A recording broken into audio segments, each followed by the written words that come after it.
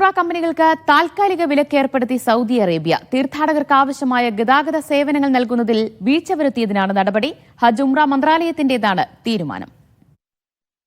7 ഉംറ സേവനങ്ങൾ നൽകുന്ന കമ്പനികൾക്കാണ് വിലക്ക്. തീർത്ഥാടകർക്ക് ആവശ്യമായ ഗതാഗത സേവനങ്ങൾ നൽകുന്നതിൽ വീഴ്ച വരുത്തിയതിനാണ് നടപടി.